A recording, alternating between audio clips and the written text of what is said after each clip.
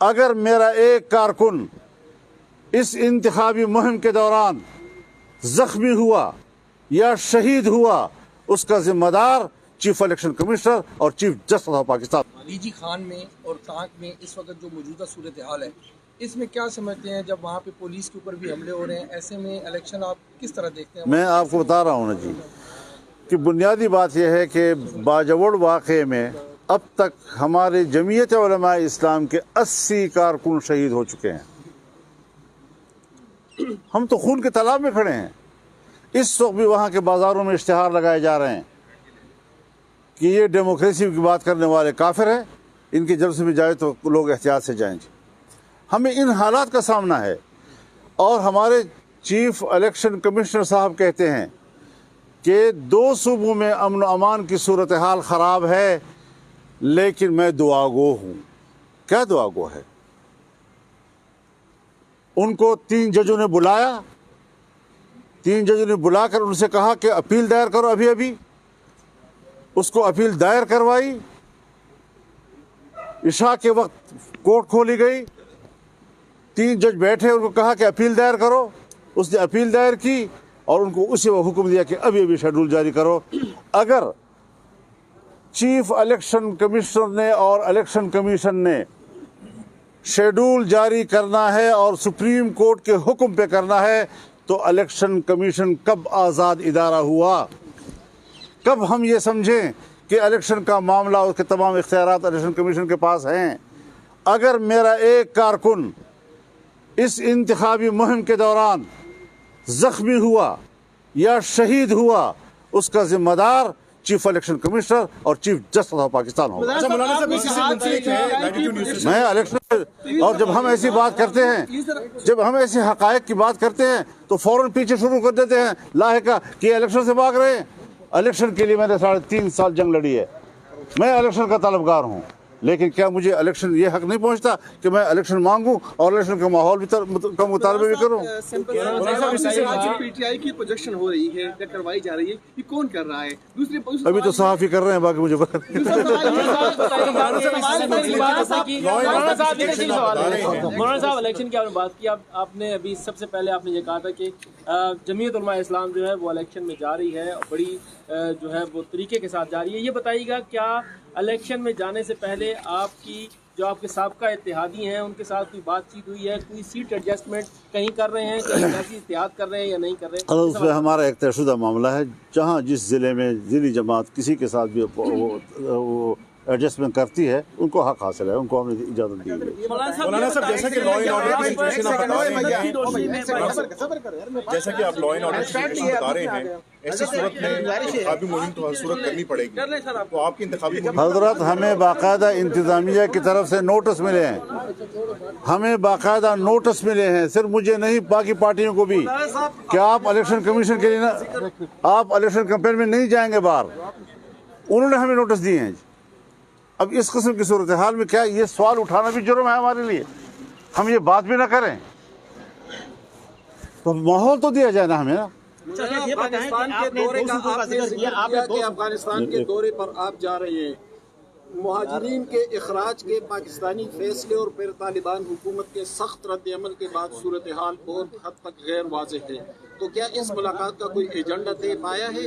انشاءاللہ یہ بنیادی اہم نکات ہیں، اور مہاجرین کے حوالے سے ایک میری اپنی سوچ ہے کہ یہ ایک ملک کا ایک طرفہ مسئلہ نہیں ہے، یہ ان کے لوگ ہیں، پاکستان میں رہ رہے ہیں اور 40 سال انہوں نے بطور مہاجر کے گزارے ہیں۔ اگر واپسی کرنا بھی ہے تو دونوں ملک بیٹھ کر اس کا شیڈول طے کریں۔ مولانا یہ بتا دیجیے کہ آپ نے 2 صوبوں میں عدم استحکام کی بات کی اور بدعملی کا ذکر کیا، دوسری طرف آپ نے الیکشن کمیشن کے حوالے سے ایک سخت رد عمل کا اظہار بھی کیا ہے، تو الیکشن سے پہلے اگر آپ کا یہ رد عمل ایک ریئیکشن ہے تو جب الیکشن آئے گا اس کے نتائج پر کیا آپ کہیں گے؟ بھروسہ کریں گے؟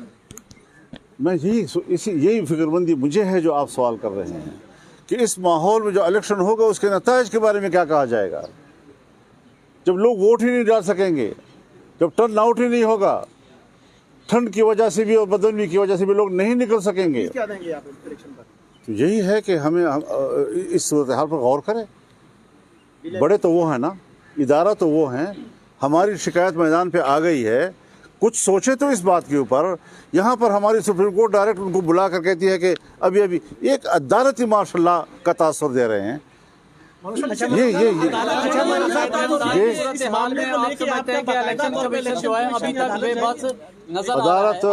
अदालत सब कुछ कर चुकी है, अब तो अवामी अदालत भी ही जाने की गुंजाइश रह गई। पहले पीटीआई के खिलाफ फैसला आता था तो पीटीआई लाहौर हाईकोर्ट जाती थी, अब पीटीआई के खिलाफ या इमरान खान के खिलाफ फैसला आता है वो पेशावर हाईकोर्ट जाती है।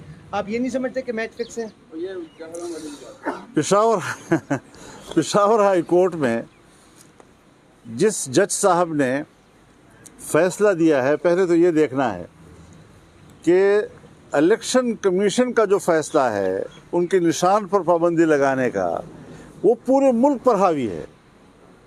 उसका जो रिडक्शन पूरा मुल्क है, और पेशावर हाई कोर्ट के हुदूद जो है वो सिर्फ अपना सूबा है। एक सूबा पूरे मुल्क के फैसला कैसे कर सकता है कि उसको निशान दिया जाए? दूसरी बात यह है कि यही जज पीटीआई की हुकूमत में एडिशनल एडवोकेट जनरल उनका रहा है, और पिछले इलेक्शन में इसका एक कज़न जो है वो इलेक्शन लड़ रहा था, और अभी ये जब जज है तो उसका दूसरा कज़न जो है वो हमारे इलाके में इलेक्शन लड़ रहा है। अब जो इस तरीके से पीटीआई के पार्टी का एक हिस्सा नज़र आते हैं, बराह रास्त न सही, बिलवास्ता सही, ख़ानदानी लिहाज से सही, उनसे हम क्या तवक्को रखें कि वो इस किस्म के फैसले किस बुनियाद पर कर रहे हैं? लिहाजा ऐसे फैसलों पर कौम एतमाद नहीं कर रही है, और हम पर उन लोगों को दोबारा मुसल्लत करने के रास्ते दिए जा रहे हैं जो मुल्क की मईशत को तबाह करे, आलमी बिरादरी में हमारे एतमाद को तबाह करे, पाकिस्तान के दोस्तों को पाकिस्तान से दूर करे, यहाँ पर सरमायाकारी का रास्ता रोके। अच्छा मौलाना, ये बताइए जी आपने कुरान और सुन्नत की रोशनी में निज़ाम के कायम करने का मुतालबा किया जो बज़ाहिर आपको मंशूर है। 16 माह आपकी इत्तेहादी हुकूमत रही है, आपने कोई एक इक़दाम जो इस निज़ाम को कायम करने के हवाले से लिया, और अगर ऐसा नहीं हुआ, क्या ये इतना अहम मामला नहीं है कि हुकूमत से अलहदा हो जाना चाहिए था? बिल्कुल आपकी बात सही है। मैं जमहूरी आदमी हूँ और मैं जोहद मुसलसल पे यकीन रखता हूँ। एक दफ़ा ब्रेक लग जाए और बर्तन तोड़ दो, मैं उस वाला नहीं हूँ। मैं हुकूमत में भी शामिल होता हूँ दूसरी जमातों के साथ, तो मैं अपना फ़र्ज़ पूरा करता हूँ कि भाई ये करना है, लेकिन उससे तवक्को नहीं वाबस्ता करता कि खामखा उससे वो सब कुछ कर लेना है, क्योंकि शायद उसके मंशूर की तरजीहात में ना हो। तो यहाँ पर जो सूरत हाल थी वो सूरत हाल बिल्कुल आर्जी थी। एक फितने से हमने निजात हासिल कर दी थी, और अपने एक पुरअमन पाकिस्तान की तरफ और एक मुस्तहकम हमने मुल्क को मुश्किल से डिफ़ॉल्ट से निकाला है। लेकिन आज फिर डिफ़ॉल्ट का ख़तरा हो गया है।